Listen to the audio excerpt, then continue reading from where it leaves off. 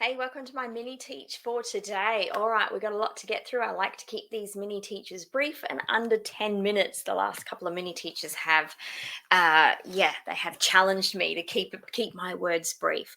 I want to share with you a beautiful story from John's Gospel, which is the story of Nathaniel and how he finds Jesus. So today's mini teach is called "I Saw You," and we're going to be reading in the New American Standard today, the 1995 translation. So follow along with me. I love this.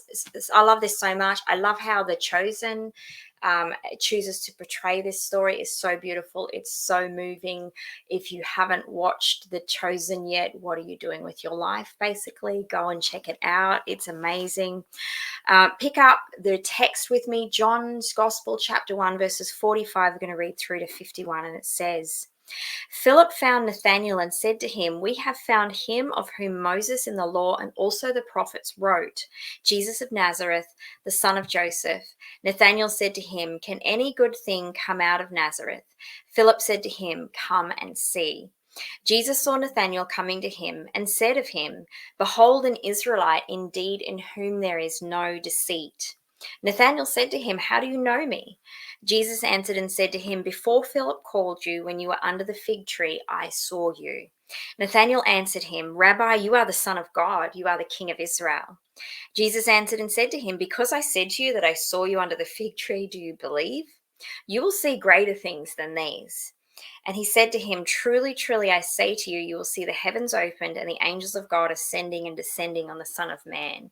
Now, why was this so special? I mean, I love, as I said, I love the way The Chosen, a TV show, chooses to represent this scene.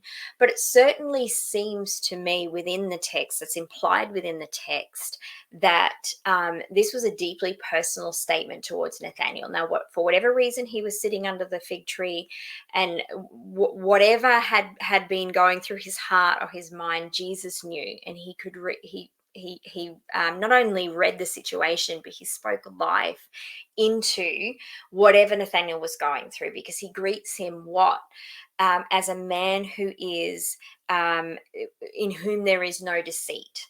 So the way that The Chosen chose to display this was that there had been something that had happened, and it had really Nathaniel essentially had been questioning his integrity and his whether he was a good man, and something bad had happened. And as I said, this is poetic license. This is just someone telling a story.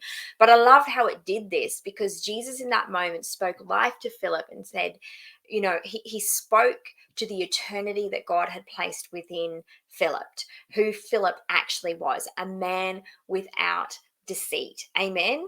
So no matter what we're walking through and no matter what we're struggling with, God speaks to us in eternity, because he is eternity and he's placed eternity within us, and he calls the gold out of us. He calls out of us what he's deposited within us, and he deposited within Nathaniel a man without deceit, a man of integrity, a man without guile, some other translations give. And this is important. God sees you. He saw Nathaniel and he sees you. Yes, even you.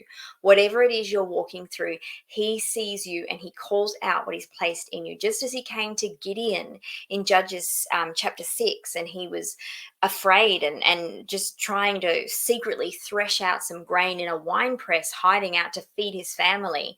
And the Lord appears to him and says, Gideon, you mighty man of valor. And he's like, hang on, that you got the wrong person. Why? Because God saw what he had placed inside Gideon. He saw what he had placed inside Nathaniel. He sees what he has placed inside you. He sees you. And it is really important for us to come into agreement with what God sees in us, and not what we may see in ourselves, not what we may see as the limitation of our own flesh.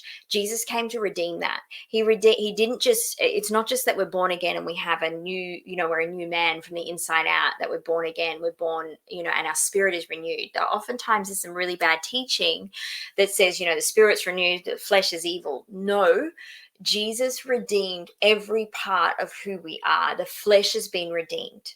That's why we need to crucify it daily. We're like, you know what? That is a dead man. I've been crucified with Christ. It's no longer I that lives, but Christ that lives in me.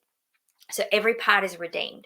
So don't come into agreement with what the enemy is trying to get us to focus on, which is the limitations of our flesh, the limitations of where we are. God speaks into our eternity and into where he's calling us. He sees you, he sees me, he saw Nathaniel, he saw Gideon, he saw all of the faith heroes that are mentioned in the Bible. They all had to go through a wrestle. The wrestle of faith is real, guys. We can't bypass the process, but know that in the midst of it, God sees you.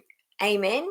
Does this bless you? Let me know in the comments. Share it with a friend. And yeah, I'm sending you love from down under. I'll see you for my mini teachers next week. Blessings. Bye.